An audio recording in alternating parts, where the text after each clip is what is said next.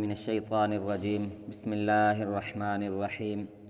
ليس البر أن تولوا وجوهكم قبل المشرق والمغرب ولكن البر من آمن بالله واليوم الآخر والملائكة والكتاب والنبيين صدق اللہ العظیم۔ سورۃ البقرہ آیت نمبر 177۔ نبی اکرم صلی اللہ علیہ وسلم کے زمانے میں اہل کتاب نے اپنے اپنے نیکی کے معیار مقرر کر رکھے تھے۔ کسی نے بس ایک چھوٹا سا حجرہ بنایا ہوا تھا اور اس میں اپنے قبلہ کی طرف مصلی بچھایا ہوا اور ہر وقت بس اس کی طرف منہ کر کے قبلہ کی طرف منہ کر کے بیٹھے رہنا اور نفل پڑھ لیے، تسبیحات کر لیں، اور اسی کو تقوی قرار دیا ہوا تھا کہ بس نیکی اور تقوی یہی ہے کہ ساری دنیا کو چھوڑو، ساری مصروفیات کو چھوڑو اور کسی کونے میں بیٹھ جاؤ اور بس تسبیحات کرتے رہو اور نفل پڑھتے رہو۔ اسی طرح کسی نے محفلوں میں کتاب کو پڑھنا، بس جی سناتے رہنا اور پڑھتے رہنا اور سناتے رہنا، اسی کو تقوی اور نیکی قرار دے رکھا تھا۔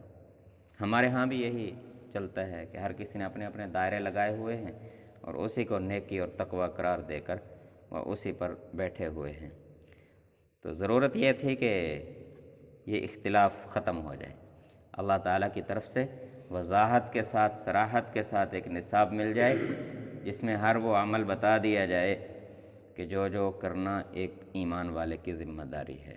تو اس مبارک آیت میں اللہ تعالیٰ نے وہ بنیادی اعمال بیان کر دیے جو اہل تقوی، اہل ایمان اور صدیقین، سچے لوگوں کا پہچان ہے۔ اللہ رب العزت ارشاد فرماتے ہیں لیس البر ان تولوا وجوہکم قبل المشرق والمغرب، نیکی بس یہی نہیں ہے کہ تم اپنا رخ، اپنا منہ مشرق یا مغرب کی طرف کر کے بیٹھے رہو، وَلَكِنَّ الْبِرَّ مَنْ آمَنَ بِاللَّهِ وَالْيَوْمِ الْآخِرِ وَالْمَلَائِكَةِ وَالْكِتَابِ وَالنَّبِيِّينَ۔ تو پہلی چیز اللہ تعالیٰ نے بیان کی کہ ایمان نیکی کی پہلی اور بنیادی چیز ہے، اللہ پر، یوم آخرت پر، اللہ کے ملائکہ پر، اللہ کی کتابوں پر اور اللہ کے انبیاء پر ایمان رکھنا۔ یہ نیکی کی بنیادی اور پہلی چیز ہے۔ دوسری، وَآتَ الْمَالَ عَلَى حُبِّهِ ذَوِي الْقُرْبَى وَالْيَتَامَى وَالْمَسَاكِينَ وَابْنَ السَّبِيلِ وَالسَّائِلِينَ وَفِي الرِّقَابِ۔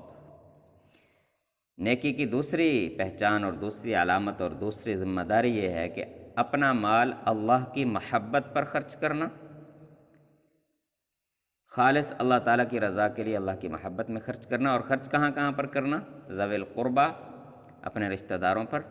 والیتامہ، یتیموں پر، والمساکین، مساکین پر، وابن السبیل، مسافروں پر، والسائلین، اگر کوئی ضرورت مند اپنی ضرورت لے کر آپ کے پاس آیا ہے اور واقعتاً وہ ضرورت مند ہے، پیشہ ور سائل نہیں ہے، ایک ہوتا ہے پیشہ ور سائل، اس کو دینا جائز نہیں ہے، اور ایک ہے ضرورت مند سائل، اپنی ضرورت لے کے آیا ہے تو اس کو اپنے مال اس پر خرچ کرنا، اس کی ضرورت پوری کرنا۔ وفی الرقاب،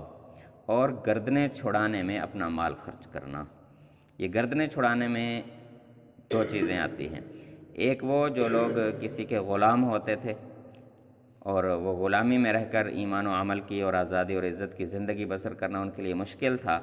تو ان کے بارے میں حکم ہوا کہ ان کو آزادی دلانا، ان کو خرید کر آزاد کرنا۔ دوسرے وہ جو کافروں کی جیلوں میں ان کی قید میں ہیں اور وہاں پر ان کو ایمان کی وجہ سے تکلیفیں اور مصائب و مشکلات برداشت کرنا پڑتے ہیں، ان کو رہائی دلانے میں اپنا مال خرچ کرنا۔ تیسری چیز اللہ تعالیٰ نے جو نیکی کی بنیاد بیان کی، وَأَقَامَ الصَّلَاةَ، نماز قائم کرنا۔ چوتھی چیز، وَآتَ الزَّكَاةَ، زکوٰۃ ادا کرنا۔ پانچویں چیز، وَالْمُوفُونَ بِعَهْدِهِمْ إِذَا عَاهَدُوا، دو قوموں کے درمیان معاہدہ ہو یا دو افراد کے درمیان معاہدہ ہو، جب معاہدہ ہو جائے پھر اس معاہدے کی پاسداری کرنا، بار بار اس معاہدے کو توڑنا نہیں، چاہے وہ انسان اپنے رب کے ساتھ وعدہ کرے، اپنے نبی کے ساتھ عہد کرے، یا دو قومیں آپس میں معاہدہ کریں یا دو افراد آپس میں معاہدہ کریں، ہاں وہ معاہدہ اللہ کی نافرمانی پر نہ ہو۔ چھٹی چیز والصابرین فی البأساء والضراء وحین البأس، سختی کے دنوں میں،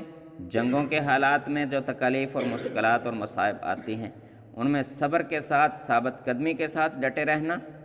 اور عین اگر کسی کو جنگ کے موقع پر میدان جنگ میں لڑائی سامنے ہو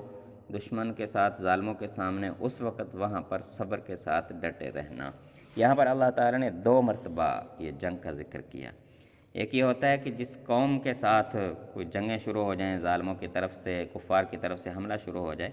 تو پوری کی پوری قوم کے حالات جو ہیں بہت سخت ہو جاتے ہیں۔ جنگوں میں حالات آپ کو پتہ ہے، مہنگائی بھی بڑھ جاتی ہے اور زیادہ خطرات بھی بڑھ جاتے ہیں۔ تو ایسے حالات میں پھر منافق یہ کرتے تھے کہ وہ سائیڈ پر نکلنے کی کوشش کرتے تھے کہ ہم یہاں سے نکل جائیں،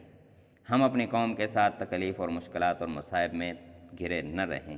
اللہ تعالیٰ نے فرمایا اگر مسلمانوں پر اس طرح کے حالات آ جائیں، کفار کی طرف سے حملہ ہو جائے، پھر اپنی قوم کے ساتھ ڈٹ کر کھڑے ہو جانا، جو قربانی پھر دینا پڑے، جو اپنے دفاع کے لیے کرنا پڑے وہ سب کچھ کرنا، اور اگر کسی کو عین میدان جنگ میں بھیج دیا جائے تو وہاں پر بھی وہ ڈٹ کر کھڑا رہے ظالموں کے خلاف، اللہ کے دین کی سربلندی کے لیے، دنیا میں امن اور عدل قائم کرنے کے لیے۔ تو یہ چیزیں اللہ تعالیٰ نے 6 چیزیں بیان کر کے فرمایا اولئک الذین صدقوا، جو لوگ ان باتوں پر عمل کرنے والے ہیں یہ سچے ہیں، یہ صدیقین ہیں، یہ سچائی پر قائم ہیں، یہ ایمان کے دعوے میں، تقوی کے دعوے میں سچے ہیں، وَأُولَئِكَ هُمُ الْمُتَّقُونَ، یہی اہل تقوی ہیں، یہی پرہیزگار ہیں۔ تو بعض ہمارے دوست یہ سوال کرتے ہیں جی کہ وہ جو بیان کیے جاتے ہیں ارکان اسلام، تو وہ کیا چیز ہیں؟ احادیث کو بیان کرنے میں، کتابوں میں بعض اوقات یہ ہوتا ہے کہ کسی ایک چیز کی فضیلت کو، یہ چند چیزوں کو بیان کرنے کے لیے پوری حدیث کی بجائے اس کا کچھ حصہ بیان کر دیا جاتا ہے۔ اسی طرح کوئی بیان کر رہا ہے، کوئی فضائل بیان کر رہا ہے تو پوری آیت پڑھنے کی بجائے کچھ 1-2 لائنیں پڑھ دیں اور اس میں جو چیز بیان ہوئی وہ بیان کر دیا، اس سے آگے اور چیزیں بھی ہوتی ہیں۔ اب اس میں ہم دیکھیں، اس میں روزے کا ذکر نہیں ہے اس آیت میں، لیکن اگلے رکوع میں روزے کی فرضیت کی آیات آ جائیں گی۔ ان آیات میں حج کا ذکر نہیں ہے، اس سے اگلے رکوع میں حج کی فرضیت آ جائے گی۔ تو یہ نہیں کہ ضروری نہیں کہ اسی آیت میں جو چیزیں بیان ہوئیں اس سے باہر جو ہیں وہ بس اب اس میں سے نکل گئیں۔ ہاں، جو چیزیں اللہ تعالیٰ نے قرآن مجید میں بیان کی ہیں وہ ساری اس میں شامل ہیں، لیکن روزہ اور حج چونکہ ایسی چیزیں ہیں کہ ہر شخص سے ان کو نیکی سمجھتا ہے، سب کو پتہ ہے کہ وہ اسلام کا حصہ ہے، ایمان کا حصہ ہے۔ تو اس میں جو چیزیں بیان ہوئی ہیں، گردنیں چھڑوانا، قیدیوں کو چھڑوانا، رہائی کروانا، اس میں اب ہم غافل ہیں اس وقت۔ مال خرچ کرنے میں، اس میں ہماری بہت زیادہ غفلت ہوتی ہے کہ مال خرچ کرنے میں ہم اپنی ترتیب، اپنے رسم و رواج، اپنی تاریخوں پر، مقررہ تاریخوں پر ختم دلوانا، خیرات کرنا، یہ تو بہت ہوتا ہے، لیکن ضرورت مندوں کے گھروں میں ان کے ضرورت کے وقت پر جا کر پہنچانا، یہ بہت زیادہ کمزوری ہمارے اندر آ چکی ہے۔ پھر وعدہ خلافیاں، وعدے کر کے قوموں کے معاہدوں میں، پھر اسی طرح دشمن کے مقابلے میں، اور بعض لوگ ایسے ہوتے ہیں جن کا کوئی تعلق ہی نہیں ہے جنگوں سے کوئی تعلق ہی نہیں ہوتا، پھر بھی اکتائے ہوئے ہوتے ہیں، کدوں تک چلنیاں نے جنگاں، پھر لڑیاں کی نہیں کرنے تسی۔ اکتائے اس طرح ہوتے ہیں کہ پتہ نہیں کتنے سالوں سے جنگ میں ہیں، کچھ بھی نہیں کیا ہوتا، صرف ویسے اکتائے ہوئے ہوتے ہیں۔ اسی طرح مدینہ منورہ میں بھی منافق اس طرح کی باتیں کرتے ہیں، کدوں تک یار اللہ دے نبی کدے کدھر لشکر لے کے چلے جاندے نے، کدے کدھر لشکر لے کے چلے جاندے نے، یہ کدوں تک سلسلے چلتے رہیں گے؟ اللہ تعالیٰ فرماتے ہیں یہ زندگی کے ساتھ چلے گا، اس میں ثابت قدمی کے ساتھ، مضبوطی کے ساتھ جو اللہ کے نبی کے ساتھ کھڑا رہے گا وہی ایمان والا ہوگا۔ جو دائیں بائیں بھاگنے کی کوشش کرے گا وہ اپنے آپ کو پھر تقوی والا نہ کہے، نیکی والا نہ کہے۔ دعا ہے کہ اللہ تعالیٰ ہمیں ایمان و عمل کی زندگی عطا فرمائے۔